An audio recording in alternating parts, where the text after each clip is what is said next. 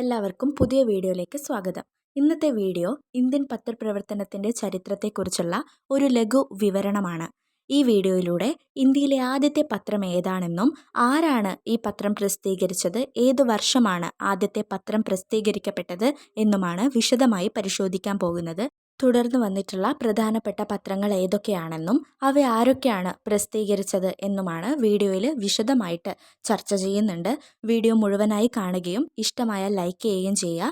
ഇത്തരത്തിലുള്ള exam oriented ആയിട്ടുള്ള വീഡിയോകൾക്ക് channel subscribe ചെയ്യുകയും ചെയ്യുക. അപ്പോൾ നമുക്ക് വീഡിയോയിലേക്ക് കടക്കാം. ഇന്ത്യയിലെ ആദ്യത്തെ പത്രം 1780 ജനുവരി 29 ജെയിംസ് അഗസ്റ്റസ് ഹിക്കി ആരംഭിച്ച ഹിക്കീസ് ബംഗാൾ ഗസറ്റാണ്. ജനാധിപത്യവും പുരോഗമനപരവുമായ കാഴ്ചപ്പാടോടെ ഇന്ത്യയിൽ ആദ്യമായി ദേശീയ പത്രമായി പ്രത്യക്ഷപ്പെട്ടത് ബംഗാളിയിൽ രാജാറാം മോഹൻ റോയ് തുടങ്ങിയ സംബന്ധ കൗമുദിയും 1822 മിറാത്തുൽ അക്ബർ എന്ന പേർഷ്യൻ ഭാഷാ പത്രവും അദ്ദേഹം പ്രസിദ്ധീകരിക്കുകയുണ്ടായി. 1861 ഇന്ത്യൻ കൗൺസിൽ ആക്ട് വന്നതോടു കൂടിയിട്ട് ഇന്ത്യക്കാരുടെയും ഇന്ത്യക്കാരല്ലാത്തവരുടേതുമായി ധാരാളം പത്രങ്ങൾ പ്രസിദ്ധീകരിക്കുകയുണ്ടായി.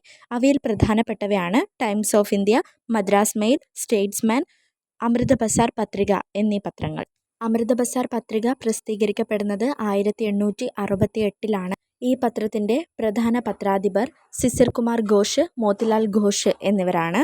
ദേശീയ സ്വാതന്ത്ര്യത്തിനും താൽപ്പര്യങ്ങൾക്കും പ്രാധാന്യം നൽകുന്നവയിൽ പ്രഥമ സ്ഥാനം അർഹിക്കുന്ന ഒരു പത്രമായിരുന്നു അമൃത ബസാർ പത്രിക എന്നത്. സർക്കാർ വിരുദ്ധ നയങ്ങൾ കൈക്കൊണ്ടിരുന്നത് കൊണ്ട് തന്നെ പല പത്രാധിപന്മാർക്കും ജയിൽവാസം അനുഭവിക്കേണ്ടതായിട്ട് വന്നിട്ടുണ്ട്. മറ്റൊരു ദേശീയവാദ പത്രങ്ങളിൽ പ്രധാനമാണ് വന്ദേ മാതരം. ഈ പത്രത്തിൻ്റെ എഡിറ്റർ അരവിന്ദോ ഘോഷാണ്.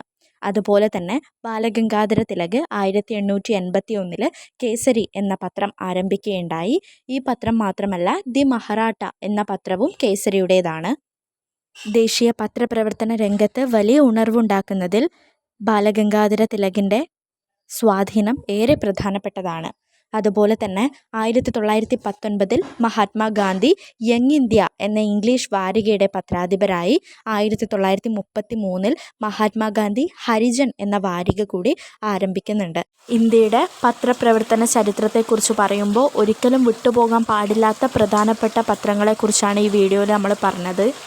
ദേശീയവും സാമൂഹ്യവും രാഷ്ട്രീയവുമായ അവബോധം ശക്തിപ്പെടുത്തുന്നതിൻ്റെ ഫലമായി പ്രാദേശിക ഭാഷകളിൽ വാരികകളും മാസികകളും പത്രങ്ങളും പിന്നീട് പ്രത്യക്ഷപ്പെട്ടു തുടങ്ങുകയുണ്ടായി. 1941 ആകുമ്പോഴേക്കും 17 ഭാഷകളിലായി അച്ചടിച്ച മാസികാദികളും പത്രങ്ങളുമായി 10,000 പ്രസിദ്ധീകരണങ്ങൾ പ്രചരിച്ചിരുന്നതായിട്ട് കണക്കുകൾ രേഖപ്പെടുത്തുന്നുണ്ട് എന്നുള്ളതാണ്. അപ്പോൾ ഇന്ത്യയിൽ പത്രസ്വാതന്ത്ര്യത്തിനായിട്ടുള്ള ഒരു സമരം എന്ന് പറയുന്നത് ദേശീയ സ്വാതന്ത്ര്യ സമരത്തിൻ്റെ തന്നെ ഒരു ഭാഗമായിട്ടുള്ളവയാണ്. അപ്പോൾ ദാരിദ്ര്യവും ബ്രിട്ടീഷ് സർക്കാരിൻ്റെ പത്രമാരണ നിയമങ്ങളും പത്രങ്ങളുടെ വളർച്ചയ്ക്ക് വലിയ രീതിയിലുള്ള ഒരു തടസ്സങ്ങളായിട്ട് നിലനിന്നിട്ടുണ്ട് എന്നുള്ളതാണ്. അപ്പോൾ പത്രസ്വാതന്ത്ര്യം ലഭിക്കുന്നതിന് വേണ്ടിയിട്ട് ആദ്യമായിട്ട് പോരാടിയത് മറ്റാരുമല്ല, നമ്മൾ പറഞ്ഞു രാജാറാം മോഹൻ റോയ് ആണ്. അദ്ദേഹത്തിൻ്റെ പത്രങ്ങളുടെ പേരും നമ്മൾ വീഡിയോയിൽ വിശദമായിട്ട് പറഞ്ഞിട്ടുണ്ട്. അപ്പോൾ ഇന്ത്യയിലെ പത്രപ്രവർത്തനത്തെക്കുറിച്ച് നമ്മൾ അറിഞ്ഞിരിക്കേണ്ടതായിട്ടുള്ള പൊതുവായിട്ടുള്ള കാര്യങ്ങൾ ഇവയൊക്കെയാണ്. വീഡിയോ മുഴുവനായിട്ട് കാണുക, എന്നിട്ട് അഭിപ്രായങ്ങൾ രേഖപ്പെടുത്തുക.